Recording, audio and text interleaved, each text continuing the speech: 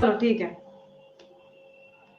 सत श्री अकाल जी, मैं हाँ हरजोत कौर ते लैके हाजिर हाँ जी प्रोग्राम खबर पड़ताल, जिस विच आपां पंजाब अते देश नाल जुड़ियां खास खबरां दे उपर अक्सर चर्चा करदे हां ते हर बार दी तरह चर्चा करन लई साडे नाल प्रोग्राम दे विच जुड़े होए ने सीनियर पत्रकार सुरिंदर डल्ला जी। बहुत-बहुत स्वागत है डल्ला जी, सत श्री अकाल। सत श्री अकाल जी, बहुत-बहुत धन्नवाद हरजोत जी, तुहाडा भी और दुनिया भर दे पंजाबियां दा। जी, सो खास तौर ते अज शो दे विच जो है आपां गल करनी है संगरूर जिमनी चोण दी, क्योंकि सारी सियासी पार्टियां दे लई संगरूर जिमनी चोण वकार दा सवाल बनी हुई है। दिन कुछ ही रह गए ने, सारी सियासी पार्टियां पूरा जोर लगा रही ने। कुछ समय पहला तक भावें कि आम आदमी पार्टी सब नूं हलके विच लै रही सी, पर गल अज करांगे किन्नी क एक्टिव ज्यादा नजर आ रही है आम आदमी पार्टी। गल करांगे किस कांग्रेस दे एक होर लीडर दे उपर, साबका एमएलए दे उपर जिहड़ी कार्रवाई वधाई गई है। गल करांगे सिमरनजीत मान वालों जो रोड शो का ऐलान कर दिता गया, सारी चर्चावां करांगे। नाल दी नाल अग्निपथ योजना उपर की ताजा अपडेट है, किस तरीके नाल संगरूर जिमनी चोण विच भी इसका घाटा बीजेपी नूं पैंदा दिख सकदा है। शुरुआत करदे हां डल्ला जी आम आदमी पार्टी तो। एकदम फिर तो सरगर्मी वधा दी गई आम आदमी पार्टी वालों, भगवंत मान वालों, किवें देखदे हो किन्ना कु असीं सारे जानदे हां कि मुकाबला बहुत तगड़ा होने वाला है, कुछ भी हले साफ नहीं है। आम आदमी पार्टी की तस्वीर किवें दी दिखदी है? देखो, पहला तो मैं ये जरूर कहना चाहूँगा कि हजे तक अरविंद केजरीवाल संगरूर जिमनी चोण च प्रचार करन नहीं आए। वो 15 जी। तरीक नूं आए जरूर, लेकिन उस दिन वॉल्वो बसां नूं हरी झंडी दे के वो वापस चले गए कुछ मीटिंगां करके। हुण बहुत सारे लोग जिहड़े पोलीटिकल एक्सपर्ट ने वो अक्सर ही गल कर रहे ने, मैं जदों फोन ते गल करदा वो कहंदे असीं बड़े हैरान हाँ कि इन्नी इंपॉर्टेंट ये जिमनी चोण है, अरविंद केजरीवाल इस जिमनी चोण ते प्रचार करन क्यों नहीं आए। हुण इहदे पिछे कई तरह के तर्क ने।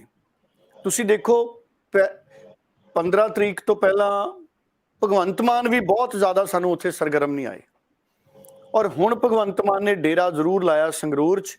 और हुण जिहड़ियां खबरां ने संगरूर च कंडेदार टक्कर है, फसमा मुकाबला है और किसी धिर की हवा नहीं।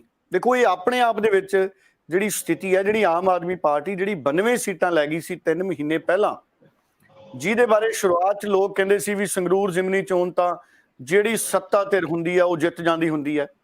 ते अज स्थितियां ये ने कि भगवंत मान जी रोड शो लगातार कर रहे ने, उन्हां दे सारे एमएलए उत्थे आ गए ने। चंडीगढ़ जिहड़ा सैकटरीएट है वो सुन्ना हो गया, ज्यादातर मंत्री संगरूर आ गए ने। 6 7 8 मंत्रियों की ड्यूटी इत्थे लगी है, सारे विधायक इत्थे सरगर्म ने। सो एक तरीके नाल पूरे ने पूरी सरकार है जिहड़ी इस वक्त संगरूर च आ गई है। चोण जाब्ता लग गया संगरूर च, सरकार ऐलान कोई नहीं कर सकती। हुण लोग बार बार सवाल पुछदे ने भी तुसीं तां खातियां च 1-1000 रुपया पाउणा सी, उहदी गल ही नहीं कीती, चुप ही कर गए। फिर लोग सवाल करते हैं भी तुसीं तां कहंदे सी बिजली जमा ही मुफ्त होगी ते हुण तुसीं शर्तां लातियां बिजली तो। फिर लोग सवाल करते हैं भी तुसीं तां कहंदे सी असीं बिजली समझौते रद्द करांगे, ते जिहड़े लोग पिछलियां सरकारां नूं तुसीं तां कहंदे सी ये मिले होए ने बिजली समझौते नहीं रद्द करदे। सो मैं वीडियो देख रहा सी, अमन अरोड़ा नूं भी एक जगह ते जिहड़ियां उत्थे साडीआं महिलावां ने उन्होंने सवाल कीते, नाल उन्हां दे कटारू कच साहब सी। महिलावां ने इस गल का नाराजगी प्रगट की कि तुसीं 1000 रुपए की गल ही नहीं की, हुण भी कदों दोगे कदों नहीं दोगे। सरकार बनन तो बाद 3 महीने तुसीं चुप ही हो गए उहदे ते। हालांकि केजरीवाल 15 तरीक नूं कह गए भी मैं सारे वादे पूरे करूंगा, मैनूं समा दो। पर जिहड़े आम लोग ने ना जी, आम लोग सीधी कीती हुई गल नूं समझदे ने, ऐलान कीते हुए नूं समझदे ने। भगवंत मान ने किन्ने मसलियां ते वीडियो बना के पाई है। एक वीडियो भगवंत मान जी ये भी पा दिंदे भी असीं 1000 रुपया देवांगे, सानू 6 महीने का समा दो, सानू 1 साल का समा दो। वीडियो नहीं उन्होंने पाई। सो हुण मुद्दे बने हुए ने उत्थे संगरूर दे विच, इसे करके ਜਿਹੜੀਆਂ गुप्त रिपोर्टां आम आदमी पार्टी नूं जांदियां सी संगरूर तो 1 महीना तक तो यह गल सी कि आम आदमी पार्टी भी असीं ये सीट साडी है, साडी झोली च पैनी है, वो पूरे कॉन्फिडेंट सी। फिर 28 तरीक नूं 29 तरीक नूं जो कुछ वापरिया सिद्धू मूसेवाले का मामला, ਉਹਦੇ ਨਾਲ ਜਿਹੜੀਆਂ ਜਨ ਭਾਵਨਾਵਾਂ ਸੀ ਉਹ ਇੱਕ ਵਾਰੀ ਫੇਰ ਸੋਚਣ ਤੇ ਮਜਬੂਰ ਹੋ ਗਈਆਂ ਲੈਂਡ ਆਰਡਰ ਦੀ ਗੱਲ ਨੂੰ। ਕਾਲਪਣੇ 'ਚ ਸਰਕਾਰ ਵੱਲੋਂ ਕੀਤੇ ਗਏ ਫੈਸਲਿਆਂ ਨੂੰ, ਉਹਨਾਂ ਫੈਸਲਿਆਂ ਦੇ ਪ੍ਰਚਾਰ ਨੂੰ, ਔਰ ਹੁਣ ਸਥਿਤੀ ਇਹ ਹੈ ਵੀ ਕੱਲ ਪਰਸੋਂ ਦੀ ਇੱਕ ਹੋਰ ਵੀਡੀਓ ਵਾਇਰਲ ਹੈ ਜਿਹਦੇ 'ਚ ਭਗਵੰਤ ਮਾਨ ਦਾ ਪੋਲੀਟੀਕਲ ਵਿਰੋਧ ਕੀਤਾ ਜਾ ਰਿਹਾ। ਸੁਖਪਾਲ ਖਹਿਰਾ ਨੇ ਵੀ ਕਰਤਾ ਸੀ। ਸੁਖਪਾਲ ਖਹਿਰਾ ਪਰਸੋਂ ਨਵਜੋਤ ਸਿੰਘ ਸਿੱਧੂ ਨੂੰ ਮਿਲਣ ਗਏ ਸੀ। ਸੁਖਪਾਲ ਖਹਿਰਾ ਕਹਿੰਦੇ ਵੀ ਭਗਵੰਤ ਮਾਨ ਦੇ ਰੋਡ ਸ਼ੋਅ 'ਚ ਰਸ਼ ਹੈ ਨਹੀਂ। ਹਾਲਾਂਕਿ ਭਗਵੰਤ ਮਾਨ ਥਾਂ ਥਾਂ ਤੇ ਕਰਪਸ਼ਨ ਦਾ ਮਾਮਲਾ ਉਜਾਗਰ ਕਰ ਰਹੇ ਨੇ। ਹੁਣ ਕੁੱਲ ਮਿਲਾ ਕੇ ਜਿਹੜੀ ਸੀਟ ਹੈ ਹਰਜੋਤ ਜੀ ਸੰਗਰੂਰ ਦੀ, ਇਹ ਪੂਰੀ ਤਰ੍ਹਾਂ ਨਾਲ ਫਸੀ ਹੋਈ ਸੀਟ ਹੈ। ਇੱਥੇ ਗਹਿ-ਗੱਚ ਮੁਕਾਬਲਾ ਹੈ। ਕਾਂਗਰਸ ਹੋਵੇ, ਅਕਾਲੀ ਦਲ ਹੋਵੇ, ਬੀਜੇਪੀ ਹੋਵੇ, ਸਿਮਰਨਜੀਤ ਸਿੰਘ ਮਾਨ ਹੋਣ ਜਾਂ ਆਮ ਆਦਮੀ ਪਾਰਟੀ, ਹੁਣ ਸਾਰੀਆਂ ਪਾਰਟੀਆਂ ਨੂੰ ਇਹ ਪਤਾ ਲੱਗ ਗਿਆ ਕਿ ਪੂਰਾ ਜ਼ੋਰ ਲੱਗਣਾ ਹੈ। ਇਹ ਸੀਟ ਘਰ ਬੈਠੇ ਜਿੱਤ ਨਹੀਂ ਹੋਣੀ। ਸਾਰੀਆਂ ਪਾਰਟੀਆਂ ਦੇ ਸਾਰੇ ਵੱਡੇ ਛੋਟੇ ਲੀਡਰ ਇਸ ਵਕਤ ਮੈਦਾਨ ਦੇ ਵਿੱਚ ਹੈ ਔਰ ਕੇਜਰੀਵਾਲ ਹਜੇ ਨਹੀਂ ਆਏ। ਕੇਜਰੀਵਾਲ ਕਿਉਂਕਿ ਪਹਿਲਾਂ ਹਮੇਸ਼ਾ ਭਗਵੰਤ ਮਾਨ ਦੀ ਸੀਟ ਤੇ ਪ੍ਰਚਾਰ ਕਰਦੇ ਰਹੇ ਨੇ। ਔਰ ਇੱਕ ਫਰਕ ਹੋਰ ਵੀ ਹੈ, ਹੁਣ ਤੱਕ ਲੋਕ ਸੰਗਰੂਰ 'ਚ ਭਗਵੰਤ ਮਾਨ ਨੂੰ ਵੋਟ ਪਾਉਂਦੇ ਰਹੇ ਨੇ ਕਿਉਂਕਿ ਭਗਵੰਤ ਮਾਨ ਉਹਨਾਂ ਦੇ MP ਦਾ ਚਿਹਰਾ ਹੁੰਦਾ ਸੀ। ਇਸ ਵਾਰ ਸੰਗਰੂਰ 'ਚ ਭਗਵੰਤ ਮਾਨ ਮੁੱਖ ਮੰਤਰੀ ਦਾ ਚਿਹਰਾ ਬਣਨ ਤੋਂ ਬਾਅਦ ਉਮੀਦਵਾਰ ਨਹੀਂ ਹੈ। ਮੁੱਖ ਮੰਤਰੀ ਜ਼ਰੂਰ ਨੇ ਭਗਵੰਤ ਮਾਨ, ਪਰ ਉਹ ਉਮੀਦਵਾਰ ਨਹੀਂ ਹੈ। ਔਰ ਲੋਕ ਜਦੋਂ ਵੋਟ ਪਾਉਂਦੇ ਨੇ ਪਾਰਲੀਮੈਂਟ ਲਈ ਤੇ ਉਹ ਉਮੀਦਵਾਰ ਵਾਲੇ ਵੀ ਦੇਖਦੇ ਨੇ ਕਿ ਕਿਹੜਾ ਉਮੀਦਵਾਰ ਕਿੰਨਾ ਕੁ ਤਕੜਾ ਹੈ। ਔਰ ਜਿਹੜੇ ਗੁਰਮੇਲ ਨੇ ਉਹਨਾਂ ਦੀ ਭਾਸ਼ਣ ਕਰਨ ਦੀ ਸ਼ੈਲੀ ਜਾਂ ਲੋਕਾਂ ਨਾਲ ਕਨੈਕਟ ਹੋਣ ਦੀ ਸ਼ੈਲੀ ਭਗਵੰਤ ਮਾਨ ਵਰਗੀ ਨਹੀਂ ਹੈ। ਭਗਵੰਤ ਮਾਨ ਬਹੁਤ ਵੱਡੇ ਤਰੀਕੇ ਦੇ ਨਾਲ ਦੂਸਰੀਆਂ ਪੋਲੀਟੀਕਲ ਪਾਰਟੀਆਂ ਤੇ ਹਮਲਾ ਕਰਦੇ ਸੀ, ਭਾਵੇਂ ਸੁਖਬੀਰ ਬਾਦਲ ਹੈ, ਭਾਵੇਂ ਪ੍ਰਕਾਸ਼ ਸਿੰਘ ਬਾਦਲ ਸੀ, ਭਾਵੇਂ ਕੈਪਟਨ ਅਮਰਿੰਦਰ ਸਿੰਘ ਸੀ। ਔਰ ਸਿਆਸੀ ਤੌਰ ਤੇ ਹਾਸਾ ਮਜ਼ਾਕ ਕਰਕੇ ਭਗਵੰਤ ਮਾਨ ਲੋਕਾਂ ਨੂੰ ਅਹਿਸਾਸ ਕਰਾਉਂਦੇ ਸੀ ਮੈਂ ਇੱਕ ਸਾਦਾ ਵਿਅਕਤੀ ਹਾਂ। ਔਰ ਜਿਹੜਾ ਗਾਣਾ ਲਾਉਂਦੇ ਹੁੰਦੇ ਸੀ ਉਹ ਦੱਬਦਾ ਕਿੱਥੇ ਹੈ, ਉਹਦੇ ਨਾਲ ਉਹ ਨੌਜਵਾਨਾਂ ਨੂੰ ਆਪਣੇ ਨਾਲ ਕਨੈਕਟ ਕਰ ਲੈਂਦੇ ਸੀ ਵੀ ਇੱਕ ਇਮਾਨਦਾਰ ਲੀਡਰ ਹੈ, ਇਹਨੂੰ ਦਬਾਉਣ ਨੂੰ ਫਿਰਦੇ ਆ ਸਾਰੇ। ਹੁਣ ਉਹ ਚੀਜ਼ਾਂ ਆਮ ਆਦਮੀ ਪਾਰਟੀ ਦੇ ਪ੍ਰਚਾਰ 'ਚ ਨਹੀਂ ਹੈ। ਨਾ ਭਗਵੰਤ ਮਾਨ ਉਸ ਗਾਣੇ ਤੇ ਡਾਂਸ ਕਰ ਸਕਦੇ ਆ ਹੱਥ 'ਚ ਮਾਈਕ ਫੜ ਕੇ। ਔਰ ਜਦੋਂ ਭਗਵੰਤ ਮਾਨ ਕੈਂਡੀਡੇਟ ਸੀ ਮੈਂ ਦੇਖਦਾ ਸੀ ਕੌਮੀ ਮੀਡੀਆ ਵੀ ਸੰਗਰੂਰ ਦੀ ਲੋਕ ਸਭਾ ਚੋਣ ਨੂੰ ਕਵਰ ਕਰਦਾ ਸੀ। ਹੁਣ ਕੌਮੀ ਮੀਡੀਆ ਦੇ ਵਿੱਚ ਕੋਈ ਬਹੁਤ ਵੱਡੀ ਹਲਚਲ ਨਹੀਂ ਹੈ ਸੰਗਰੂਰ ਦੀ ਲੋਕ ਸਭਾ ਸੀਟ। ਇਹਨਾਂ ਸਾਰੀਆਂ ਚੀਜ਼ਾਂ ਨੇ, ਮੈਂ ਹੁਣ ਅਖਬਾਰ ਪੜ੍ਹ ਰਿਹਾ ਸੀ ਹਰਜੋਤ ਜੀ, ਅਖਬਾਰ ਕਹਿੰਦੇ ਆ ਵੀ ਸੰਗਰੂਰ ਦੇ ਲੋਕ ਹੀ ਬੜੇ ਉਦਾਸੀਨ ਹੈ ਇਹ ਜ਼ਿਮਨੀ ਚੋਣ ਨੂੰ ਲੈ ਕੇ। ਇੱਕ ਝੋਨੇ ਦਾ ਸੀਜ਼ਨ ਹੈ, ਇੱਕ ਝੋਨਾ ਬੀਜਿਆ, ਝੋਨਾ ਲਾਇਆ ਜਾ ਰਿਹਾ, ਝੋਨੇ ਦਾ ਸੀਜ਼ਨ ਹੈ। 14 ਤਰੀਕ ਤੋਂ 15 ਤਰੀਕ ਤੋਂ ਝੋਨਾ ਲੱਗਣਾ ਸ਼ੁਰੂ ਹੋ ਗਿਆ। ਲੋਕ ਕਿਸਾਨ ਉਧਰ ਵੀ ਰੁੱਝੇ ਹੋਏ ਨੇ। ਫਿਰ ਇੱਕ ਹੋਰ ਬਹੁਤ ਵੱਡਾ ਫੈਕਟਰ ਹੈ ਬਿਜਲੀ ਦੀ ਕਮੀ। ਪੰਜਾਬ ਦੇ ਵਿੱਚ ਬਹੁਤ ਵੱਡੇ ਬਿਜਲੀ ਦੇ ਕੱਟ ਲੱਗ ਰਹੇ ਨੇ। ਗਰਮੀ ਸਿਖਰਾਂ ਤੇ ਹੈ। ਔਰ ਜਿਹੜੀ ਸਰਕਾਰ ਮੁਫਤ ਬਿਜਲੀ ਦਾ ਵਾਅਦਾ ਕਰਕੇ ਆਈ ਹੋਵੇ, 24 ਘੰਟੇ ਬਿਜਲੀ ਸਪਲਾਈ ਦਾ ਵਾਅਦਾ ਕਰਕੇ ਆਈ ਹੋਵੇ ਤੇ ਬਿਜਲੀ ਦੇ ਕੱਟ ਲੱਗ ਰਹੇ ਹੋਣ, ਇਹ ਵੀ ਆਮ ਆਦਮੀ ਪਾਰਟੀ ਦੇ ਗੱਲ ਬਹੁਤੀ ਹੱਕ 'ਚ ਨਹੀਂ ਜਾਂਦੀ। ਇਸ ਕਰਕੇ ਕਾਫੀ ਵੱਡੀ ਚੁਣੌਤੀ ਹੈ ਜਿਹੜੀ ਸੰਗਰੂਰ 'ਚ ਬਣੀ ਹੈ। ਹਾਲਾਂਕਿ ਭਗਵੰਤ ਮਾਨ ਪੂਰਾ ਜ਼ੋਰ ਲਾ ਰਹੇ ਨੇ। ਕੱਲ ਉਹਨਾਂ ਨੇ ਵਪਾਰੀਆਂ ਨਾਲ ਮੁਲਾਕਾਤ ਕੀਤੀ, ਕਈ ਜਗ੍ਹਾ ਤੇ ਭਗਵੰਤ ਮਾਨ ਨੇ ਰੋਡ ਸ਼ੋਅ ਕੀਤੇ। ਉਹਨਾਂ ਨੇ ਜਿੱਥੇ ਚਰਨਜੀਤ ਚੰਨੀ ਵੀ ਖੜੇ ਸੀ ਜਾ ਕੇ ਭਦੌੜ 'ਚ ਰੋਡ ਸ਼ੋਅ ਕੀਤਾ, ਉਹਨਾਂ ਨੇ ਸੰਗਰੂਰ 'ਚ ਰੋਡ ਸ਼ੋਅ ਕੀਤਾ। ਸੋ ਇਸ ਕਰਕੇ ਹੁਣ ਭਗਵੰਤ ਮਾਨ ਦਾ ਪੂਰਾ ਜ਼ੋਰ ਲੱਗਿਆ ਕਿ ਕਿਸੇ ਨਾ ਕਿਸੇ ਤਰ੍ਹਾਂ ਆਮ ਆਦਮੀ ਪਾਰਟੀ ਦੀ ਇਹ ਸੀਟ ਬਰਕਰਾਰ ਰਵੇ। ਕਿਉਂਕਿ ਅਗਰ ਇਹ ਸੀਟ ਆਮ ਆਦਮੀ ਪਾਰਟੀ ਦੇ ਹੱਥੋਂ ਨਿਕਲ ਜਾਂਦੀ ਹੈ ਹਰਜੋਤ ਜੀ, ਫੈਸਲਾ ਤਾਂ ਲੋਕਾਂ ਨੇ ਕਰਨਾ, 26 ਤਰੀਕ ਨੂੰ ਆ ਜਾਣਾ। ਜੇ ਸੀਟ ਹੱਥੋਂ ਨਿਕਲ ਜਾਂਦੀ ਹੈ ਆਮ ਆਦਮੀ ਪਾਰਟੀ ਦੇ, ਇਹ ਇੱਕ ਬਹੁਤ ਵੱਡਾ ਪੰਜਾਬ 'ਚ ਨਵਾਂ ਸਿਆਸੀ ਬਦਲਾਅ ਆ ਜਾਊਗਾ। ਇਹ ਪਹਿਲੀ ਵਾਰੀ ਹੋਏਗਾ ਕਿ ਐਡੀ ਵੱਡੀ ਮੈਜੋਰਿਟੀ ਤੋਂ ਬਾਅਦ 92 ਸੀਟਾਂ ਇਤਿਹਾਸਕ ਜਿੱਤ ਤੋਂ ਬਾਅਦ ਕੋਈ ਪਾਰਟੀ 3 ਮਹੀਨਿਆਂ ਦੇ ਵਿੱਚ ਆਪਣੀ ਸੀਟ ਅਗਰ ਗਵਾਉਂਦੀ ਹੈ ਤਾਂ, ਜੇ ਗਵਾਉਂਦੀ ਹੈ ਤਾਂ। ਸੋ ਔਰ ਇਹ ਜਿੱਤ ਹਾਰ ਹੈ ਜਿਹੜੀ ਇਹ ਭਗਵੰਤ ਮਾਨ ਦੇ ਪੋਲੀਟੀਕਲ ਕੱਦ ਨਾਲ ਜੁੜ ਗਈ। ਜੇ ਤਾਂ ਇਹ ਸੀਟ ਆਮ ਆਦਮੀ ਪਾਰਟੀ ਜਿੱਤ ਗਈ, ਭਗਵੰਤ ਮਾਨ ਦਾ ਕੱਦ ਹੋਰ ਵੱਡਾ ਹੋ ਕੇ ਨਿਕਲੇਗਾ। ਔਰ ਅਗਰ ਇਹ ਸੀਟ ਭਗਵੰਤ ਮਾਨ ਨਹੀਂ ਜਿੱਤ ਸਕਦੇ ਤੇ ਫਿਰ ਆਮ ਆਦਮੀ ਪਾਰਟੀ 'ਚ ਭਗਵੰਤ ਮਾਨ ਦੀ ਲੀਡਰਸ਼ਿਪ ਨੂੰ ਵੀ ਚੁਣੌਤੀ ਆਉਣ ਵਾਲੇ ਸਮੇਂ 'ਚ ਦਿੱਤੀ ਜਾਊਗੀ। ਮੈਂ ਹੈਰਾਨ ਹਾਂ ਕਿ ਦਿੱਲੀ ਦੀ ਲੀਡਰਸ਼ਿਪ, ਵੱਡੇ ਲੀਡਰ ਰਾਘਵ ਚੱਡਾ ਇੱਥੇ ਜ਼ਿਆਦਾ ਸਰਗਰਮੀ ਨਾਲ ਨਜ਼ਰ ਨਹੀਂ ਆਏ। ਹੋ ਸਕਦਾ ਹੈ ਅੱਜ ਕੱਲ੍ਹ 'ਚ ਉਹ ਵੀ ਆ ਜਾਣੇ। ਪਤਾ ਲੱਗਿਆ ਕਿ ਹੁਣ ਦਿੱਲੀ ਦੇ ਕਈ ਲੀਡਰ ਨੇ ਜਿਹੜੇ ਉਹ ਕੱਲ ਆਏ ਨੇ। ਔਰ ਕੱਲ ਕਈ ਜਗ੍ਹਾ ਤੋਂ ਆਮ ਆਦਮੀ ਪਾਰਟੀ ਨੇ ਦੂਸਰੀਆਂ ਪਾਰਟੀਆਂ 'ਚੋਂ ਆਮ ਲੋਕਾਂ ਨੂੰ ਆਮ ਆਦਮੀ ਪਾਰਟੀ 'ਚ ਸ਼ਾਮਲ ਵੀ ਕਰਾਇਆ। ਹਾਲੇ ਤੱਕ ਕੁਝ ਦਿਨਾਂ ਤੱਕ ਜ਼ਿਆਦਾ ਸ਼ਮੂਲੀਅਤ ਨਹੀਂ ਸੀ ਕਰਾ ਰਹੇ ਆਮ ਆਦਮੀ ਪਾਰਟੀ ਵਾਲੇ। ਸੋ ਹੁਣ ਸਾਰੀ ਆਮ ਆਦਮੀ ਪਾਰਟੀ ਇਸ ਗੱਲ ਨੂੰ ਮਹਿਸੂਸ ਕਰ ਰਹੀ ਹੈ ਕਿ ਅਸੀਂ ਸੰਗਰੂਰ ਦੀ ਜ਼ਿਮਨੀ ਚੋਣ ਨੂੰ ਹਲਕੇ 'ਚ ਨਾ ਲਈਏ। ਇਹ ਬਹੁਤ ਮਹੱਤਵਪੂਰਨ ਚੋਣ ਹੈ। ਇਹ 2024 ਨੂੰ ਲੈ ਕੇ ਵੀ ਬਹੁਤ ਮਹੱਤਵਪੂਰਨ ਚੋਣ ਹੈ। ਸੋ ਇਸ ਕਰਕੇ ਮੈਨੂੰ ਲੱਗਦਾ ਹੈ ਕਿ ਬੜੇ ਦਿਲਚਸਪ ਸਮੀਕਰਨ ਹਰਜੋਤ ਜੀ ਇਸ ਸੀਟ ਤੇ ਸਾਨੂੰ ਦੇਖਣ ਨੂੰ ਮਿਲਣਗੇ। ਜੀ ਜੀ ਜੀ, ਬਿਲਕੁਲ ਸਹੀ ਕਿਹਾ ਤੁਸੀਂ। ਤੇ ਜਿਵੇਂ ਕਿ ਵਿਰੋਧੀ ਪਾਰਟੀਆਂ ਵੱਲੋਂ ਭਗਵੰਤ ਮਾਨ ਦੇ ਰੋਡ ਸ਼ੋਅ ਨੂੰ ਤਾਂ ਫਲॉप ਸ਼ੋਅ ਕਰਾਰ ਦਿੱਤਾ ਹੀ ਸੀ, ਪਰ ਹੁਣ ਜੋ ਸਿਮਰਨਜੀਤ ਮਾਨ ਵੱਲੋਂ ਵੀ ਰੋਡ ਸ਼ੋਅ ਦਾ ਐਲਾਨ ਕਰ ਦਿੱਤਾ ਗਿਆ, ਕੀ ਲੱਗਦਾ ਹੈ ਕਿ ਰੋਡ ਸ਼ੋਅ ਦੇ ਨਾਲ ਵਾਕਈ ਫਰਕ ਪੈਂਦਾ ਨਜ਼ਰ ਆਏਗਾ? ਕਿਉਂਕਿ ਚੋਣਾਂ ਨੂੰ ਵੀ ਕੁਝ ਹੀ ਦਿਨ ਬਾਕੀ ਨੇ, ਸੋ ਆਪਣੀ ਤਾਕਤ ਦਿਖਾਣੀ ਰੋਡ ਸ਼ੋਅ ਦੇ ਨਾਲ ਕਿੰਨਾ ਕੁ ਫਾਇਦੇਮੰਦ ਸਾਬਿਤ ਹੋਏਗਾ ਸਿਮਰਨਜੀਤ ਮਾਨ ਦੇ ਲਈ? ਹਰਜੋਤ ਜੀ ਅੱਜ 19 ਤਰੀਕ ਹੈ, ਜੀ ਕੱਲ 20 ਹੈ ਤੇ ਪਰਸੋਂ 21 ਤਰੀਕ ਹੈ, ਔਰ ਪਰਸੋਂ ਸ਼ਾਮ ਨੂੰ 5 ਵਜੇ ਚੋਣ ਪ੍ਰਚਾਰ ਬੰਦ ਹੋ ਜਾਣਾ ਹੈ। ਸੋ ਜੀ ਅਸੀਂ ਮੰਨੀਏ ਅੱਜ ਦਾ ਦਿਨ, ਕੱਲ ਦਾ ਦਿਨ ਤੇ ਪਰਸੋਂ ਸ਼ਾਮ 5 ਵਜੇ ਤੱਕ, ਸੋ 3 ਦਿਨ ਇਸ ਵਕਤ ਪ੍ਰਚਾਰ ਦੇ ਰਹਿ ਗਏ।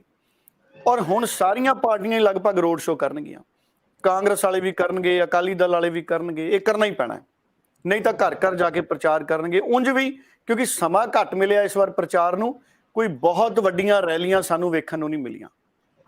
ਕੋਵਿਡ ਦੇ ਸਮੇਂ ਤਾਂ ਠੀਕ ਹੈ, ਕੋਵਿਡ ਸੀ ਉਦੋਂ ਤਾਂ ਰੈਲੀਆਂ ਤੇ ਪ੍ਰਤੀਬੰਧ ਸੀ, ਪਰ ਉਦੋਂ ਮੰਗ ਸੀ ਲੋਕਾਂ ਦੀ ਕਿ ਸਾਨੂੰ ਰੈਲੀਆਂ ਕਰਨ ਦਿਓ। ਪਰ ਇਸ ਵਾਰ ਕੋਈ ਵੱਡੀਆਂ ਰੈਲੀਆਂ ਸਾਨੂੰ ਜ਼ਿਆਦਾ ਨਹੀਂ ਦਿਖੀਆਂ। ਔਰ ਦੂਸਰਾ, ਕੁਝ ਫੈਕਟਰ ਨੇ ਜਿਨ੍ਹਾਂ ਨੇ ਇਨਫਲੂਐਂਸ ਕੀਤਾ। ਪਰ ਉਸ ਤੋਂ ਪਹਿਲਾਂ ਮੈਂ ਤੁਹਾਡੇ ਸਵਾਲ ਦਾ ਜਵਾਬ ਦੇ ਦਾਂ।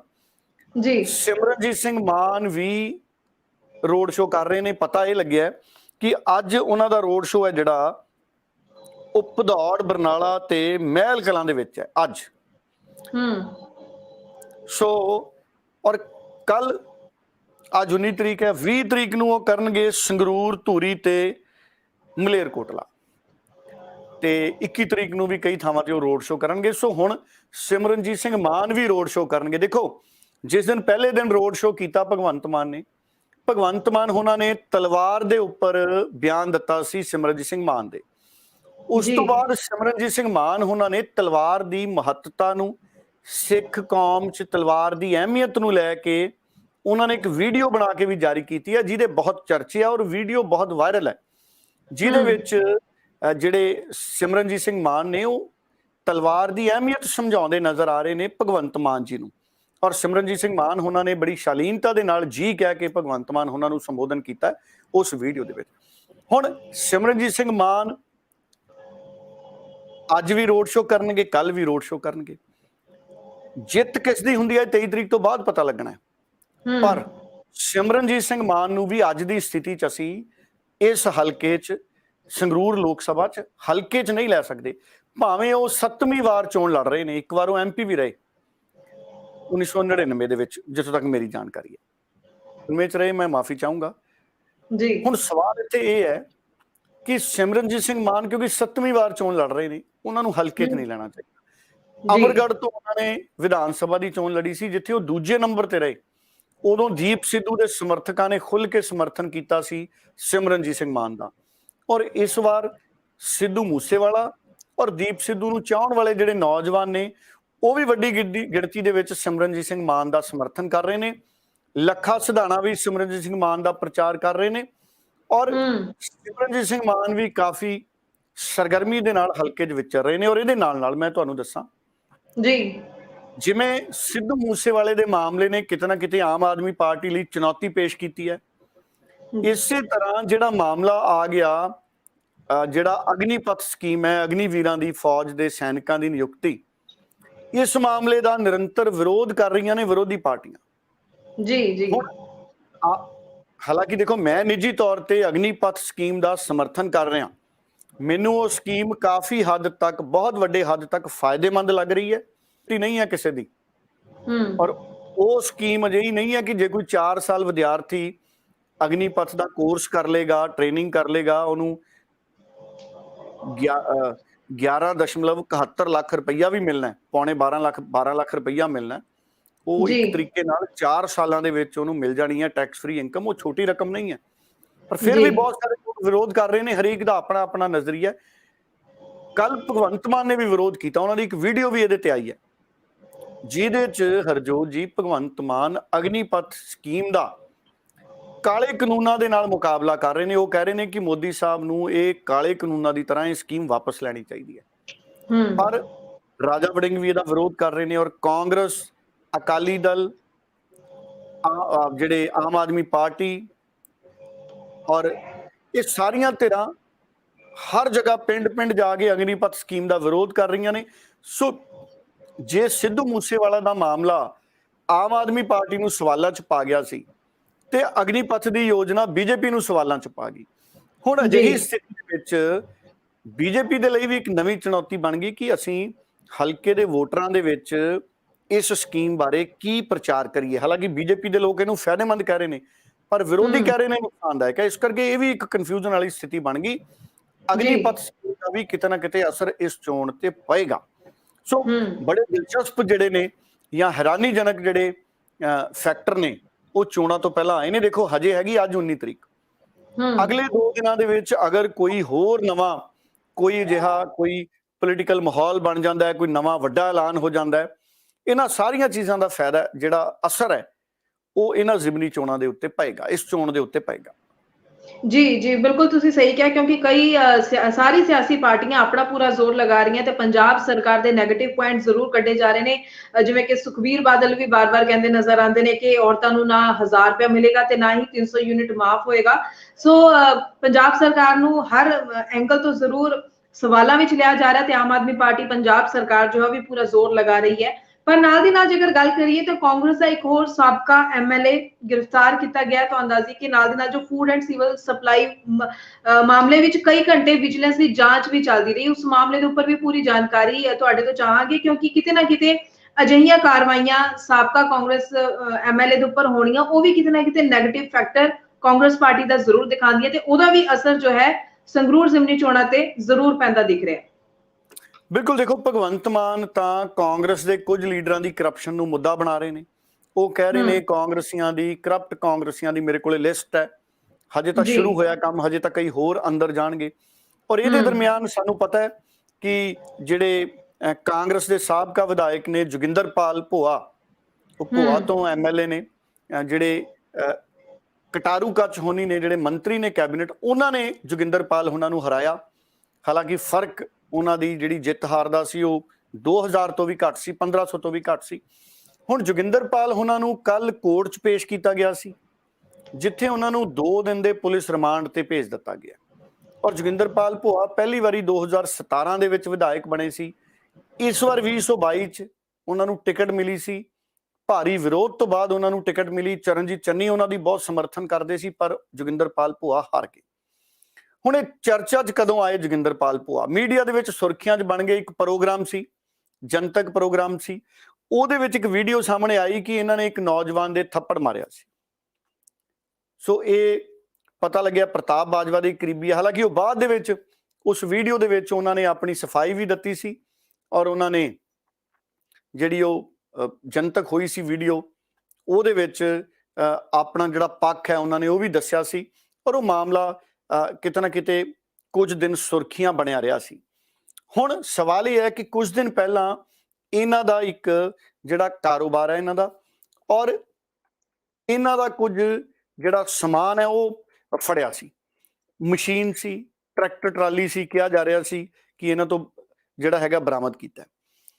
ਉਸ ਤੋਂ ਬਾਅਦ ਜਾਂਚ ਹੋਈ ਤੇ ਪੁਲਿਸ ਨੇ ਇਹਨਾਂ ਨੂੰ ਗ੍ਰਿਫਤਾਰ ਕੀਤਾ ਗੈਰ ਕਾਨੂੰਨੀ ਮਾਈਨਿੰਗ ਦੇ ਤਹਿਤ, ਮਾਈਨਿੰਗ ਐਕਟ ਦੇ ਤਹਿਤ। ਹੁਣ ਸਵਾਲ ਇਹ ਹੈ ਕਿ ਰਾਜਾ ਵੜਿੰਗ ਹੋਣੀ ਵੀ, ਉਹਨਾਂ ਨੇ ਵੀ ਬਿਆਨ ਦਿੱਤਾ। ਰਾਜਾ ਵੜਿੰਗ ਕਹਿੰਦੇ ਕਿ ਭਗਵੰਤ ਮਾਨ ਦੀ ਸਰਕਾਰ ਬਦਲਾਖੋਰੂ ਨੀਤੀ ਦੇ ਤਹਿਤ ਕਾਂਗਰਸ ਦੇ ਲੀਡਰਾਂ ਨੂੰ ਗ੍ਰਿਫਤਾਰ ਕਰ ਰਹੀ ਹੈ। ਸੋ ਇਸ ਮਾਮਲੇ ਦੇ ਵਿੱਚ ਵੀ ਉਹਨਾਂ ਨੇ ਕਿਹਾ ਕਿ ਇਹ ਬਦਲਾਖੋਰੀ ਦੀ ਕਾਰਵਾਈ ਹੈ। ਦੂਜੇ ਪਾਸੇ ਕਿਉਂਕਿ ਭਗਵੰਤ ਮਾਨ ਲਗਾਤਾਰ ਕਰਪਸ਼ਨ ਦੇ ਖਿਲਾਫ ਆਵਾਜ਼ ਬੁਲੰਦ ਕਰ ਰਹੇ ਨੇ, ਉਹਨਾਂ ਨੇ ਆਪਣਾ ਮੰਤਰੀ ਇੱਕ ਬਰਖਾਸਤ ਕਰਕੇ ਜੇਲ੍ਹ 'ਚ ਭੇਜਤਾ। ਭਗਵੰਤ ਮਾਨ ਰੁਕਣ ਵਾਲੇ ਨਹੀਂ ਹੈ ਔਰ ਵਿਜੀਲੈਂਸ ਬਿਊਰੋ ਨੂੰ ਉਹਨਾਂ ਨੇ ਖੁੱਲਾ ਹੱਥ ਹਰਜੋਤ ਜੀ ਦਿੱਤਾ ਹੋਇਆ। ਔਰ ਤੁਸੀਂ ਦੇਖੋ ਵਿਜੀਲੈਂਸ ਬਿਊਰੋ ਤੋਂ ਪਤਾ ਲੱਗਿਆ ਹੈ ਕਿ ਪਰਸੋਂ ਔਰ ਕੱਲ ਵਿਜੀਲੈਂਸ ਬਿਊਰੋ ਲਗਾਤਾਰ ਪੜਤਾਲ ਕਰ ਰਹੀ ਹੈ ਟੈਂਡਰ ਵਾਲੇ ਮਸਲੇ ਦੀ। ਜਿਹੜੇ ਫੂਡ ਐਂਡ ਸਿਵਲ ਸਪਲਾਈ ਮਹਿਕਮੇ ਦੇ ਵਿੱਚ ਮੰਡੀਆਂ ਦੇ ਟੈਂਡਰ ਹੋਏ ਸੀ, ਉਹਨਾਂ ਸਾਰੀਆਂ ਫਾਈਲਾਂ ਨੂੰ, ਟੈਂਡਰਾਂ ਦੀਆਂ ਫਾਈਲਾਂ ਨੂੰ ਫਰੋਲਿਆ ਜਾ ਰਿਹਾ ਹੈ, ਜਾਣਕਾਰੀ ਲਈ ਜਾ ਰਹੀ ਹੈ। ਸੋ ਬੜੀ ਬਰੀਕੀ ਦੇ ਨਾਲ ਉਹਦੇ 'ਚ ਜਾਣਕਾਰੀ ਇਕੱਠੀ ਕੀਤੀ ਜਾ ਰਹੀ ਹੈ ਹਰਜੋਤ ਜੀ। ਔਰ ਮੰਨਿਆ ਇਹ ਜਾ ਰਿਹਾ ਕਿ ਫੂਡ ਐਂਡ ਸਿਵਲ ਸਪਲਾਈ ਮਹਿਕਮਾ ਜਲਦ ਤੋਂ ਜਲਦ ਇਸ ਮਾਮਲੇ ਦੇ ਵਿੱਚ ਕੋਈ ਠੋਸ ਸਬੂਤਾਂ ਤੱਕ ਪਹੁੰਚਣਾ ਚਾਹੁੰਦਾ ਹੈ। ਇਹ ਤਾਂ ਨਹੀਂ ਹਜੇ ਤੱਕ ਸੂਤਰ ਦੱਸ ਰਹੇ ਕਿ ਕੀ ਵਿਜੀਲੈਂਸ ਬਿਊਰੋ ਕੋਲੇ ਫੂਡ ਐਂਡ ਸਿਵਲ ਸਪਲਾਈ ਮਹਿਕਮੇ ਦੇ ਟੈਂਡਰਾਂ ਦੇ ਵਿੱਚ ਗੜਬੜੀ ਦੇ ਕੋਈ ਪੱਕੇ ਸਬੂਤ ਹੱਥ ਲੱਗੇ ਨੇ, ਕਿਉਂਕਿ ਜਦ ਤੱਕ ਪੱਕੇ ਸਬੂਤ ਹੱਥ ਨਹੀਂ ਲੱਗਦੇ ਤਦ ਤੱਕ ਉਹਦੇ ਬਾਰੇ ਜਿਹੜੀ ਮੁਕੰਮਲ ਰਿਪੋਰਟ ਹੈ ਉਹ ਤਿਆਰ ਨਹੀਂ ਹੁੰਦੀ, ਤਦ ਤੱਕ ਅੱਗੇ ਕਾਨੂੰਨੀ ਕਾਰਵਾਈ ਗ੍ਰਿਫਤਾਰੀ ਵਾਲੀ ਸ਼ੁਰੂ ਨਹੀਂ ਹੋ ਸਕਦੀ। ਔਰ ਪਤਾ ਲੱਗਿਆ ਕਿ ਭਗਵੰਤ ਮਾਨ ਲਗਾਤਾਰ ਵਿਜੀਲੈਂਸ ਬਿਊਰੋ ਦੇ ਸੰਪਰਕ 'ਚ ਨੇ ਔਰ ਵਿਜੀਲੈਂਸ ਬਿਊਰੋ ਦੇ ਜਿਹੜੇ ਵੱਡੇ ਅਫਸਰ ਨੇ ਉਹ ਕਰਪਸ਼ਨ ਦੇ ਮਾਮਲਿਆਂ ਦੀ ਇਨਵੈਸਟੀਗੇਸ਼ਨ ਦੀ ਰਿਪੋਰਟ ਹੈ ਜਿਹੜੀ ਉਹ ਪਲ ਪਲ ਆਪਣੇ ਵੱਡੇ ਅਫਸਰਾਂ ਨੂੰ ਸੌਂਪ ਰਹੇ ਨੇ ਔਰ ਜਿਨ੍ਹਾਂ ਤੋਂ ਸਾਰੀ ਜਿਹੜੀ ਰਿਪੋਰਟ ਹੈ ਇਨਵੈਸਟੀਗੇਸ਼ਨ ਹੈ ਉਹ ਭਗਵੰਤ ਮਾਨ ਹੋਣਾ ਤੱਕ ਭੇਜੀ ਜਾ ਰਹੀ ਹੈ। ਸੋ ਖਦਸ਼ਾ ਇਹ ਵੀ ਹੈ, ਇਹ ਵੀ ਇੱਕ ਰਣਨੀਤੀ ਹੋ ਸਕਦੀ ਹੈ ਕਿਉਂਕਿ ਸਰਕਾਰ ਕਰਪਸ਼ਨ ਦੇ ਖਿਲਾਫ ਲੜ ਰਹੀ ਹੈ। ਸਰਕਾਰ ਇਹ ਹਦਾਇਤਾਂ ਦੇ ਸਕਦੀ ਹੈ ਕਿ ਜਲਦ ਤੋਂ ਜਲਦ ਅਗਰ ਕੋਈ ਸਬੂਤ ਮਿਲਦੇ ਨੇ ਤਾਂ ਫਿਰ ਜਿਹੜੇ ਵੀ ਲੋਕ ਜ਼ਿੰਮੇਦਾਰ ਨੇ ਉਹਦੇ ਵਿੱਚ, ਚਾਹੇ ਕੋਈ ਅਫਸਰ ਨੇ ਚਾਹੇ ਕੋਈ ਸਾਬਕਾ ਵਿਧਾਇਕ ਨੇ, ਤੇ ਉਹਨਾਂ ਦੀ ਗ੍ਰਿਫਤਾਰੀ ਕੀਤੀ ਜਾਵੇ। ਔਰ ਕੋਈ ਵੱਡੀ ਗੱਲ ਨਹੀਂ ਕਿ ਸਰਕਾਰ ਚਾਹੁੰਦੀ ਹੋਵੇ ਕਿ ਅਗਰ ਸੰਗਰੂਰ ਦੀਆਂ ਚੋਣਾਂ ਤੋਂ ਪਹਿਲਾਂ ਅਗਰ ਕੋਈ ਹੋਰ ਠੋਸ ਸਬੂਤ ਦੇ ਆਧਾਰ ਤੇ ਅਗਰ ਕਿਸੇ ਕਾਂਗਰਸ ਦੇ ਹੋਰ ਲੀਡਰ ਦੀ ਵੀ ਗ੍ਰਿਫਤਾਰੀ ਹੋ ਜਾਏ ਤੇ ਉਹਦੇ ਵਿੱਚ ਕੋਈ ਨੁਕਸਾਨ ਨਹੀਂ ਹੈ ਬਲਕਿ ਉਹਦਾ ਸਿਆਸੀ ਫਾਇਦਾ ਹੀ ਮਿਲੂਗਾ। ਇਹ ਚੀਜ਼ਾਂ ਪੋਲਿਟਿਕਸ ਦੇ ਵਿੱਚ ਸੰਭਵ ਨੇ ਕਿਉਂਕਿ ਬਿਆਨ ਸ਼ਰੇਆਮ ਆ ਰਹੇ ਨੇ, ਬਿਆਨ ਬਿਨਾਂ ਡਰਦੇ ਦਿੱਤੇ ਜਾ ਰਹੇ ਨੇ ਕਿ ਸਾਡੇ ਕੋਲੇ ਲਿਸਟਾਂ ਹੋਰ ਵੀ ਨੇ, ਇਨਵੈਸਟੀਗੇਸ਼ਨ ਹੋ ਰਹੀ ਹੈ, ਜਦੋਂ ਸਬੂਤ ਮਿਲ ਗਏ ਤੇ ਅਸੀਂ ਹੋਰ ਵੀ ਅੰਦਰ ਦੇਵਾਂਗੇ। ਸੋ ਇਹ ਵੀ ਜਿਹੜੀਆਂ ਚਰਚਾਵਾਂ ਚੱਲ ਰਹੀਆਂ ਨੇ ਕਿ ਵਿਜੀਲੈਂਸ ਬਿਊਰੋ ਦੀ ਡਿਊਟੀ ਲੱਗੀ ਹੈ, ਉਹ ਲਗਾਤਾਰ ਪੜਤਾਲ ਕਰ ਰਹੇ ਨੇ, ਸਬੂਤ ਲੱਭਣ ਦੀ ਕੋਸ਼ਿਸ਼ ਹੋ ਰਹੀ ਹੈ ਔਰ ਜਦੋਂ ਹੀ ਠੋਸ ਸਬੂਤ ਹੱਥ ਲੱਗੇ ਤਾਂ ਕਿਸੇ ਨਾ ਕਿਸੇ ਹੋਰ ਸਾਬਕਾ ਵਿਧਾਇਕ ਜਾਂ ਮੰਤਰੀ ਦੀ ਗ੍ਰਿਫਤਾਰੀ ਵੀ ਹੋ ਸਕਦੀ ਹੈ। ਸੋ ਕੁੱਲ ਮਿਲਾ ਕੇ ਅਸੀਂ ਕਹਿ ਸਕਦੇ ਹਾਂ ਕਿ ਇਹ ਸਰਕਾਰ ਹੈ ਜਿਹੜੀ ਉਹ ਕਿਸੇ ਵੀ ਕੀਮਤ ਤੇ ਕਰਪਸ਼ਨ ਦੇ ਖਿਲਾਫ ਆਪਣੇ ਸਟੈਂਡ ਤੋਂ ਪਿੱਛੇ ਨਹੀਂ ਹਟ ਰਹੀ ਔਰ ਅਗਰ ਇਸ ਸਟੈਂਡ ਦੇ ਮੱਦੇਨਜ਼ਰ ਕੋਈ ਹੋਰ ਵਾਧੂ ਗ੍ਰਿਫਤਾਰੀ ਹੋ ਜਾਂਦੀ ਹੈ ਤੇ ਉਹਦੇ ਨਾਲ ਵੀ ਸੰਗਰੂਰ ਦੀ ਜ਼ਿਮਨੀ ਚੋਣ ਦੇ ਵਿੱਚ ਸਰਕਾਰ ਨੂੰ ਫਾਇਦਾ ਸਰਕਾਰੀ ਧਿਰ ਨੂੰ ਮਿਲ ਸਕਦਾ ਹੈ ਕਿਉਂਕਿ ਉਂਝ ਸਰਕਾਰ ਕੋਈ ਐਲਾਨ ਨਹੀਂ ਕਰ ਸਕਦੀ ਕਿਉਂਕਿ ਚੋਣ ਜ਼ਾਬਤਾ ਲੱਗਿਆ ਹੋਇਆ ਹੈ, ਪਰ ਕਾਨੂੰਨੀ ਕਾਰਵਾਈਆਂ ਤੇ ਕਿਸੇ ਤਰ੍ਹਾਂ ਦੀ ਰੋਕ ਨਹੀਂ ਹੁੰਦੀ ਔਰ ਕਾਨੂੰਨੀ ਕਾਰਵਾਈਆਂ ਦਾ ਜਿਹੜਾ ਹੈਗਾ ਸਿੱਧੇ ਤੌਰ ਤੇ ਜਿਹੜਾ ਹੈਗਾ ਉਹ ਸੱਤਾ ਧਿਰ ਨੂੰ ਫਾਇਦਾ ਮਿਲ ਜਾਂਦਾ ਹੈ ਅਗਰ ਕਿਸੇ ਵਿਰੋਧੀ ਪਾਰਟੀ ਦੇ ਆਗੂ ਨੂੰ ਕਰਪਸ਼ਨ ਦੇ ਮਾਮਲੇ 'ਚ ਗ੍ਰਿਫਤਾਰ ਕੀਤਾ ਜਾਵੇ। ਸੋ ਇਹ ਚੀਜ਼ਾਂ ਅਸੀਂ ਆਮ ਦੇਖਦੇ ਹਾਂ। ਚੋਣਾਂ ਤੋਂ ਪਹਿਲਾਂ ਕੇਂਦਰ ਸਰਕਾਰ ਵੇਲੇ ਵੀ ਇਲਜ਼ਾਮ ਲੱਗਦੇ ਸੀ, ਪੰਜਾਬ 'ਚ ਵੀ ਚਰਨਜੀਤ ਚੰਨੀ ਹੋਣਾ ਦੀ ਧਿਰ ਨੇ ਇਲਜ਼ਾਮ ਲਾਇਆ ਸੀ ਕਿ ਪੰਜਾਬ 'ਚ ਵਿਧਾਨ ਸਭਾ ਚੋਣਾਂ ਤੋਂ ਪਹਿਲਾਂ ਈਡੀ ਦੀ ਛਾਪੇਮਾਰੀ ਜਿਹੜੀ ਹੋਈ ਹੈ। ਸੋ ਸਮੇਂ-ਸਮੇਂ ਤੇ ਜਿਹੜੀਆਂ ਵਿਰੋਧੀ ਪਾਰਟੀਆਂ ਨੇ ਉਹ ਸੱਤਾਧਾਰੀ ਧਿਰ ਤੇ ਹਰਜੋਜੀ ਇਲਜ਼ਾਮ ਲਾਉਂਦੀਆਂ ਰਹਿੰਦੀਆਂ ਨੇ ਕਿ ਸਾਨੂੰ ਜਾਣ-ਬੁੱਝ ਕੇ ਈਡੀ ਭੇਜ ਦਿੱਤੀ ਜਾਂਦੀ ਹੈ, ਪਹਿਲਾਂ ਸੀਬੀਆਈ ਭੇਜ ਦਿੱਤੀ ਜਾਂਦੀ ਹੈ ਤੇ ਸਰਕਾਰੀ ਏਜੰਸੀਆਂ ਦੀ ਦੁਰਵਰਤੋਂ ਕੀਤੀ ਜਾਂਦੀ ਹੈ। ਸੋ ਇਸ ਤਰੀਕੇ ਦੇ ਇਲਜ਼ਾਮ ਲਗਾਤਾਰ ਲੱਗਦੇ ਨੇ ਪਰ ਵਿਜੀਲੈਂਸ ਬਿਊਰੋ ਨੂੰ ਸਰਕਾਰ ਨੇ ਖੁੱਲੀ ਹਦਾਇਤ ਦਿੱਤੀ ਹੈ ਕਿ ਤੁਸੀਂ ਜਾਂਚ ਕਰੋ, ਠੋਸ ਸਬੂਤ ਲੱਭੋ ਔਰ ਜਿੱਦਾਂ ਹੀ ਕੋਈ ਸਬੂਤ ਲੱਭਦੇ ਨੇ ਇਸ ਟੈਂਡਰ ਵਾਲੇ ਮਾਮਲੇ ਦੇ ਵਿੱਚ ਵੀ ਫੂਡ ਐਂਡ ਸਿਵਲ ਸਪਲਾਈ ਦੇ ਤੇ ਵੱਡੀ ਕਾਰਵਾਈ ਵਿਜੀਲੈਂਸ ਦੀ ਨਜ਼ਰ ਆ ਸਕਦੀ ਹੈ। ਜੀ ਡੱਲਾ ਜੀ, ਇੱਥੇ ਇਹ ਵੀ ਜਾਣਨਾ ਚਾਹਾਂਗੇ ਕਿ ਅਗਨੀਪਥ ਯੋਜਨਾ ਨੂੰ ਲੈ ਕੇ ਕੀ ਤਾਜ਼ਾ ਅਪਡੇਟ ਹੈ, ਕੋਈ ਜਾਣਕਾਰੀ ਜੋ ਆਪਾਂ ਜ਼ਰੂਰੀ ਹੈ ਜੋ ਦਰਸ਼ਕਾਂ ਤੱਕ ਪਹੁੰਚਾਈ ਜਾਵੇ। ਬਿਲਕੁਲ ਜੀ, ਦੇਖੋ ਅਗਨੀਪਥ ਯੋਜਨਾ ਦੇ ਉੱਤੇ ਕਿਉਂਕਿ ਪਹਿਲਾਂ ਵੀ ਮੈਂ ਕਹਿ ਰਿਹਾ ਕਿ ਬਹੁਤ ਵੱਡੀ ਫਾਇਦੇ ਵਾਲੀ ਸਕੀਮ ਹੈ, ਬਹੁਤ ਫਾਇਦੇ ਨੇ ਇਹਦੇ, ਪਰ ਬਹੁਤ ਸਾਰੇ ਲੋਕ ਨੇ ਜਿਨ੍ਹਾਂ ਨੂੰ ਨਾਪਸੰਦ ਵੀ ਹੈ। ਡੈਮੋਕ੍ਰੇਸੀ ਹੈ, ਹਿੰਸਕ ਪ੍ਰਦਰਸ਼ਨਾਂ ਤੋਂ ਬਿਨਾਂ ਸਿਹਤਮੰਦ ਡਿਬੇਟ ਹੋ ਸਕਦੀ ਹੈ, ਉਹ ਜ਼ਰੂਰ ਆਪਣੀ ਆਵਾਜ਼ ਬੁਲੰਦ ਕਰਨ ਪਰ ਧਰਨੇ ਪ੍ਰਦਰਸ਼ਨ ਜਿਹੜੀ ਸਾੜ ਫੂਕ ਹੈ ਉਹਦੇ ਤੋਂ ਬਚਿਆ ਜਾਣਾ ਚਾਹੀਦਾ। ਉਧਰ ਜਿਹੜੀ ਇਸ ਮਾਮਲੇ ਦੇ ਵਿੱਚ ਜਿਹੜੇ 에ਅਰ ਚੀਫ ਮਾਰਸ਼ਲ ਨੇ VR ਚੌਧਰੀ, ਅੱਜ ਉਹਨਾਂ ਦਾ ਵੀ ਬਿਆਨ ਆਇਆ। ਉਹਨਾਂ ਦਾ ਕਹਿਣਾ ਹੈ ਕਿ ਜਿਹੜੇ ਸਾਡੇ ਨੌਜਵਾਨ ਨੇ ਉਹ ਚੰਗੀ ਤਰ੍ਹਾਂ ਇਸ ਸਕੀਮ ਦੀ ਜਾਣਕਾਰੀ ਲੈਣ। ਇਹ ਸ਼ੰਕੇ ਪ੍ਰਗਟ ਹੋ ਰਹੇ ਨੇ ਕਿ ਕਾਲੀ ਦੇ ਵਿੱਚ ਬਹੁਤ ਸਾਰੇ ਸਾਡੇ ਨੌਜਵਾਨਾਂ ਨੇ ਚੰਗੀ ਤਰ੍ਹਾਂ ਇਸ ਸਕੀਮ ਨੂੰ ਪੜ੍ਹਿਆ ਨਹੀਂ। ਸੋ VR ਚੌਧਰੀ ਨੇ ਜਿਹੜੇ ਉਹਨਾਂ ਨੇ ਸਪਸ਼ਟ ਕੀਤਾ ਕਿ ਭਾਰਤ ਦੀ ਸਰਕਾਰ ਨੇ, ਕੇਂਦਰ ਸਰਕਾਰ ਨੇ ਇਹ ਵੀ ਕਹਿਤਾ ਕਿ ਜਿਹੜੇ ਸਾਡੇ ਨੌਜਵਾਨ ਨੇ, ਜਿਹੜੇ 17.5 ਤੋਂ 21 ਜਾਂ 23 ਸਾਲ ਦੇ ਸਾਡੇ ਨੌਜਵਾਨ ਨੇ, ਜਿਹੜੇ ਆਪਣੀ 4 ਸਾਲ ਦੀ ਸੇਵਾ ਪੂਰੀ ਕਰਨਗੇ, CAPF ਕੇਂਦਰ ਸਰਕਾਰ ਦੀ CAPF ਇਹਦੇ ਵਿੱਚ ਉਹਨਾਂ ਨੂੰ ਰਿਜ਼ਰਵੇਸ਼ਨ ਮਿਲੇਗੀ। ਅਸਮ ਰਾਈਫਲਸ ਹੈ ਉਹਦੇ ਵਿੱਚ ਵੀ ਜਿਹੜੇ ਰਿਜ਼ਰਵੇਸ਼ਨ ਮਿਲੇਗੀ, ਜੌਬ ਰਿਜ਼ਰਵੇਸ਼ਨ ਮਿਲੇਗੀ। ਇਸ ਤੋਂ ਇਲਾਵਾ ਜਿਹੜਾ ਸਾਡਾ ਰੱਖਿਆ ਮੰਤਰਾਲਾ ਹੈ ਉਹਨੇ ਇਹ ਸਾਰੇ ਜਿਹੜੇ ਵਿਦਿਆਰਥੀ ਜਾਂ ਜਿਹੜੇ ਸਾਡੇ ਅਗਨਵੀਰ ਹੋਣਗੇ 4 ਸਾਲ ਵਾਲੇ, ਇਹਨਾਂ ਲਈ 10% ਦੀ ਰਿਜ਼ਰਵੇਸ਼ਨ ਹੈ ਜਿਹੜੀ ਉਹ ਪੇਸ਼ ਕੀਤੀ ਹੈ। ਸੋ ਕਈ ਨਵੀਂ ਤਰ੍ਹਾਂ ਦੇ ਜਿਹੜੇ ਸੁਝਾਅ ਰਹੇ ਨੇ। ਹਰਜੋਤ ਜੀ, ਮੈਨੂੰ ਇਹ ਲੱਗਦਾ ਕਿ ਸਾਡੀਆਂ ਸਾਰੀਆਂ ਪੋਲੀਟੀਕਲ ਪਾਰਟੀਆਂ ਵਿਰੋਧ ਤਾਂ ਕਰ ਰਹੀਆਂ ਨੇ ਪਰ ਆਪਣੇ ਵੱਲੋਂ ਪ੍ਰਸਤਾਵ ਨਹੀਂ ਲਿਆ ਰਹੀਆਂ। ਭਗਵੰਤ ਮਾਨ ਉਹਨਾਂ ਨੇ ਵੀ ਕੱਲ ਵਿਰੋਧ ਕੀਤਾ। ਜੇ ਭਗਵੰਤ ਮਾਨ ਇਹ ਕਹਿ ਦੇਣ ਕਿ ਜਿਹੜੇ ਵੀ ਸਾਡੇ ਪੰਜਾਬ ਦੇ ਨੌਜਵਾਨ 4 ਸਾਲ ਫੌਜ ਦੀ ਸੇਵਾ ਕਰਨਗੇ, 21 ਸਾਲ ਦੀ ਉਮਰ ਹੈ ਉਹਨਾਂ ਦੀ ਜਦੋਂ ਉਹ ਆਉਣਗੇ 21 ਜਾਂ 22 ਸਾਲ ਵਾਲੀ, ਤੇ ਅਸੀਂ ਉਹਨਾਂ ਨੂੰ ਪੰਜਾਬ ਪੁਲਿਸ 'ਚ ਸਿੱਧੀ ਭਰਤੀ ਦੇਵਾਂਗੇ। ਤੁਸੀਂ ਦੇਖੋ ਪੰਜਾਬ 'ਚ ਭਗਵੰਤ ਮਾਨ ਉਹਨਾਂ ਦੀ ਕਿੰਨੀ ਸ਼ਲਾਘਾ ਹੁੰਦੀ ਹੈ। ਬਿਲਕੁਲ ਜਿਹੜੇ ਆਰਮੀ ਦੀ ਸੇਵਾ 'ਚ ਆਉਣਗੇ ਉਹਨਾਂ ਨੂੰ ਬਹੁਤ ਛੋਟੀ ਪ੍ਰਕਿਰਿਆ ਦੇ ਨਾਲ ਸਿੱਧਾ ਭਰਤੀ ਕੀਤਾ ਜਾ ਸਕਦਾ ਪੰਜਾਬ ਦੀ ਪੁਲਿਸ 'ਚ, ਔਰ ਪੰਜਾਬ ਦੀ ਜਿਹੜੀ ਪੁਲਿਸ ਫੋਰਸ ਹੈ ਉਹ ਹੋਰ ਮਜ਼ਬੂਤ ਹੋਏਗੀ, ਕਿਉਂਕਿ ਪੰਜਾਬ ਪੁਲਿਸ ਦੀ ਟ੍ਰੇਨਿੰਗ ਵੀ ਬਹੁਤ ਚੰਗੀ ਟ੍ਰੇਨਿੰਗ ਹੈ, ਫੌਜ ਦੀ ਟ੍ਰੇਨਿੰਗ ਵੀ ਬਹੁਤ ਚੰਗੀ ਟ੍ਰੇਨਿੰਗ ਹੈ, ਔਰ ਦੋਹਾਂ ਤਰੀਕਿਆਂ ਨਾਲ ਜਿਹੜੇ ਸਾਡੇ ਟ੍ਰੇਨਡ ਸਾਡੇ ਫੌਜੀ ਨੇ ਉਹ ਪੰਜਾਬ ਪੁਲਿਸ ਨੂੰ ਮਿਲਣਗੇ।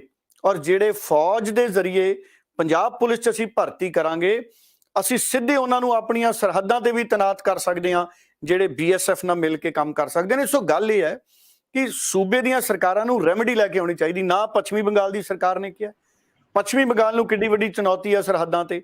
ਮਮਤਾ ਬਨਰਜੀ ਜੀ ਕਹਿਣ ਕਿ ਜਿਹੜੇ ਵੀ ਇਹ 4 ਸਾਲ ਵਾਲੇ ਸਾਡੇ ਅਗਨੀਵੀਰ ਹੋਣਗੇ, ਅਸੀਂ ਉਹਨਾਂ ਨੂੰ ਪੱਛਮੀ ਬੰਗਾਲ ਦੀ ਪੁਲਿਸ 'ਚ ਡਾਇਰੈਕਟ ਰਿਕਰੂਟਮੈਂਟ ਦੇਵਾਂਗੇ।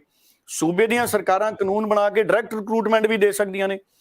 ਦਿੱਲੀ ਦੀ ਸਰਕਾਰ ਕਹੇ ਅਰਵਿੰਦ ਕੇਜਰੀਵਾਲ, ਚਲੋ ਉਹਨਾਂ ਕੋਲੇ ਤਾਂ ਪੁਲਿਸ ਹੈ ਨਹੀਂ, ਪਰ ਹੋਮ ਮਿਨਿਸਟਰੀ ਵੀ ਇਹਦੇ ਤੇ ਜਿਹੜੀ ਹੈ ਦੇਸ਼ ਦੀਆਂ ਜਿੰਨੀਆਂ ਵੀ ਪੁਲਿਸ ਫੋਰਸਸ ਨੇ ਉਹਨਾਂ ਨੂੰ ਰਿਕਮੈਂਡ ਕਰ ਸਕਦੀ ਹੈ ਰਿਜ਼ਰਵੇਸ਼ਨ। ਇਹਦੇ ਤੇ ਕੋਈ ਰਿਜ਼ਰਵੇਸ਼ਨ ਪਾਲਿਸੀ ਆ ਜਾਣੀ ਚਾਹੀਦੀ ਹੈ। ਸੋ ਮੈਨੂੰ ਇਹ ਲੱਗਦਾ ਕਿ ਸਾੜ ਫੂਕ ਕਰਨ ਦੀ ਬਜਾਏ ਚੰਗੇ ਤਰੀਕੇ ਨਾਲ ਬਿਨਾਂ ਦੇਖੋ ਸਾਡੀ ਫੌਜ ਦਾ ਫੈਸਲਾ ਹੈ, ਫੌਜ ਦੇ ਫੈਸਲੇ ਨੂੰ ਇਸ ਤਰੀਕੇ ਦੇ ਨਾਲ ਪੋਲੀਟੀਕਲ ਪਾਰਟੀਆਂ ਨੂੰ ਨਿੰਦਣਾ ਨਹੀਂ ਚਾਹੀਦਾ। ਮੈਂ ਚਾਹੁੰਦਾ ਕਿ ਪੋਲੀਟੀਕਲ ਪਾਰਟੀਆਂ ਨੂੰ ਇਸ ਮਸਲੇ ਤੇ ਆਲ ਪਾਰਟੀ ਮੀਟਿੰਗ ਕਰਨੀ ਚਾਹੀਦੀ ਹੈ ਦੇਸ਼ 'ਚ। ਸਾਰੀਆਂ ਕੇਜਰੀਵਾਲ ਸਾਹਿਬ, ਮਮਤਾ ਬਨਰਜੀ, ਅਕਾਲੀ ਦਲ, ਸਾਰੀਆਂ ਆਲ ਪਾਰਟੀ ਇਕੱਠੀਆਂ ਹੋਣ, ਇਕੱਠੀਆਂ ਹੋ ਕੇ ਭਾਵੇਂ ਰੱਖਿਆ ਮੰਤਰੀ ਨੂੰ ਮਿਲਣ, ਰਾਸ਼ਟਰਪਤੀ ਨੂੰ ਮਿਲਣ, ਚਾਹੇ ਫੌਜ ਦੇ ਮੁਖੀਆਂ ਤੋਂ ਸਮਾਂ ਮੰਗਣ ਔਰ ਇਸ ਯੋਜਨਾ ਨੂੰ ਸਮਝਣ। ਕਿਉਂਕਿ ਜਦੋਂ ਪੋਲੀਟੀਕਲ ਪਾਰਟੀਆਂ ਦੇ ਲੀਡਰ ਟਵੀਟ ਕਰ ਦਿੰਦੇ ਆ ਨਾ ਜੀ, ਕਈ ਵਾਰੀ ਇਹਨਾਂ ਨੂੰ ਆਪ ਅਧੂਰੀ ਜਾਣਕਾਰੀ ਹੁੰਦੀ ਆ ਪੋਲੀਟੀਕਲ ਲੀਡਰਾਂ ਨੂੰ। ਸਾਰੇ ਪੋਲੀਟੀਕਲ ਲੀਡਰ ਕੋਈ ਬਹੁਤ ਜ਼ਿਆਦਾ ਜਾਣਕਾਰੀ ਲੈ ਕੇ ਟਵੀਟ ਨਹੀਂ ਕਰਦੇ। ਇਸ ਕਰਕੇ ਪੋਲੀਟੀਕਲ ਪਾਰਟੀਆਂ ਨੂੰ ਵੀ ਪੂਰੀ ਜਾਣਕਾਰੀ ਲੈਣੀ ਚਾਹੀਦੀ ਹੈ। ਸਾਡੇ ਫੌਜ ਮੁਖੀ ਜੀ ਨੇ ਕਿਹਾ, ਜਿਹੜੇ VR ਚੌਧਰੀ ਨੇ, ਜਿਹੜੇ ਸਾਡੀ ਹਵਾਈ ਸੈਨਾ ਦੇ ਮੁਖੀ ਨੇ, ਉਹ ਕਹਿੰਦੇ ਜਿਵੇਂ ਜਿਵੇਂ ਵਿਦਿਆਰਥੀਆਂ ਨੂੰ ਇਸ ਸਕੀਮ ਦੀ ਸਾਰੇ ਤੱਥਾਂ ਦਾ ਪਤਾ ਲੱਗ ਜਾਊਗਾ, ਉਹਨਾਂ ਦੇ ਭੁਲੇਖੇ ਵੀ ਦੂਰ ਹੋਣਗੇ ਔਰ ਉਹ ਇਸ ਸਕੀਮ ਦੀ ਅਹਿਮੀਅਤ ਨੂੰ ਸਮਝਣਗੇ। ਮੈਂ ਕਈ ਪੋਲੀਟੀਕਲ ਲੀਡਰਾਂ ਦੇ ਬਿਆਨ ਸੁਣ ਰਿਹਾ ਸੀ ਹਰਜੋਤ ਜੀ, ਉਹ ਕਹਿੰਦੇ 4 ਸਾਲ ਬਾਅਦ ਸਾਡੇ ਤੁਸੀਂ ਇਹ ਜਿਹੜੇ ਜਵਾਨ ਨੇ ਇਹਨਾਂ ਨੂੰ ਤੁਸੀਂ ਰਿਟਾਇਰਮੈਂਟ ਕਰ ਦੇਣਾ, ਉਹਨਾਂ ਨੂੰ ਕੋਈ ਪੈਨਸ਼ਨ ਨਹੀਂ। 4 ਸਾਲਾਂ ਦੀ ਸਰਵਿਸ ਦਾ 11.71 ਲੱਖ ਰੁਪਏ, ਪੌਣੇ 12 ਲੱਖ ਰੁਪਏ ਫੌਜ ਨੇ ਦੇਣੇ ਨੇ। ਮੈਂ ਅੱਗੇ ਵੀ ਕਿਹਾ ਸੀ ਕਿ ਪੰਜਾਬ ਦਾ ਕੋਈ ਵੀ ਨੌਜਵਾਨ 4 ਸਾਲ ਦੀ ਸੇਵਾ ਕਰਕੇ ਆਪਣੇ ਬਾਪੂ ਜੀ ਦੇ ਸਿਰ ਕਰਜ਼ਾ ਉਤਾਰ ਸਕਦਾ। ਇਹ ਛੋਟੀ ਗੱਲ ਨਹੀਂ ਹੈਗੀ। ਇਸ ਕਰਕੇ ਗੱਲ ਵੀ ਇਸ ਸਕੀਮ ਨੂੰ ਸਮਝਣ ਦੀ ਜ਼ਰੂਰਤ ਹੈ ਔਰ ਪੋਲੀਟੀਕਲ ਪਾਰਟੀਆਂ ਨੂੰ ਵੀ ਇਸ ਪਾਸੇ ਧਿਆਨ ਦੇਣਾ ਚਾਹੀਦਾ ਔਰ ਸੂਬਾ ਸਰਕਾਰਾਂ ਨੂੰ 4 ਸਾਲਾਂ ਤੋਂ ਬਾਅਦ ਡਾਇਰੈਕਟ ਪੁਲਿਸ ਦੇ ਵਿੱਚ ਰਿਕਰੂਟਮੈਂਟ ਦੇਣ ਦੀ ਤਜਵੀਜ਼ ਕਰਨੀ ਚਾਹੀਦੀ ਹੈ। ਸਾਡੇ ਸਾਰੇ ਬਹੁਤ ਵੱਡੀ ਟ੍ਰੇਨਿੰਗ ਦੇ ਨਾਲ ਇਹ ਸਾਰੇ ਨੌਜਵਾਨ ਸਾਨੂੰ ਪੰਜਾਬ ਪੁਲਿਸ 'ਚ ਮਿਲ ਸਕਦੇ ਨੇ ਔਰ ਸਾਰੇ ਸੂਬਿਆਂ ਨੂੰ ਇਸ ਤਰੀਕੇ ਦੇ ਫੈਸਲੇ ਕਰਨੇ ਚਾਹੀਦੇ ਨੇ। ਜੀ ਡੱਲਾ ਜੀ, ਵਾਕਈ ਖਬਰਾਂ ਹਲੇ ਹੋਰ ਵੀ ਕਈ ਨੇ, ਪਰ ਸਮਾਂ ਸਾਨੂੰ ਹੋਰ ਇਜਾਜ਼ਤ ਨਹੀਂ ਦੇ ਰਿਹਾ। ਤੇ ਉਮੀਦ ਕਰਦੇ ਹਾਂ ਕਿ ਜਿੰਨੇ ਵੀ ਦਰਸ਼ਕ ਸਾਡੇ ਨਾਲ ਇਸ ਪ੍ਰੋਗਰਾਮ ਵਿੱਚ ਜੁੜਦੇ ਨੇ, ਹਮੇਸ਼ਾ ਦੀ ਤਰ੍ਹਾਂ ਆਪਣੇ ਸੁਝਾਅ, ਆਪਣੇ ਵਿਚਾਰ ਕਮੈਂਟਸ ਦੇ ਜ਼ਰੀਏ ਸਾਡੇ ਤੱਕ ਪਹੁੰਚਾਉਂਦੇ ਰਹਿਣਗੇ। ਤੇ ਬਹੁਤ ਬਹੁਤ ਧੰਨਵਾਦ ਡੱਲਾ ਜੀ ਤੁਹਾਡਾ ਕਿ ਇਹਨਾਂ ਸਾਰੀਆਂ ਖਬਰਾਂ ਦੇ ਉੱਪਰ ਤੁਸੀਂ ਵਿਸਥਾਰ ਦੇ ਨਾਲ ਚਰਚਾ ਕੀਤੀ ਹੈ। ਤੇ ਦਰਸ਼ਕਾਂ ਦਾ ਵੀ ਧੰਨਵਾਦ ਕਰਦੇ ਹਾਂ। ਇਸ ਦੇ ਨਾਲ ਹੀ ਮੈਨੂੰ ਯਾਨੀ ਕਿ ਹਰਜੋਤ ਕੌਰ ਨੂੰ ਵੀ ਦਿਓ ਇਜਾਜ਼ਤ। ਧੰਨਵਾਦ। ਬਹੁਤ ਧੰਨਵਾਦ।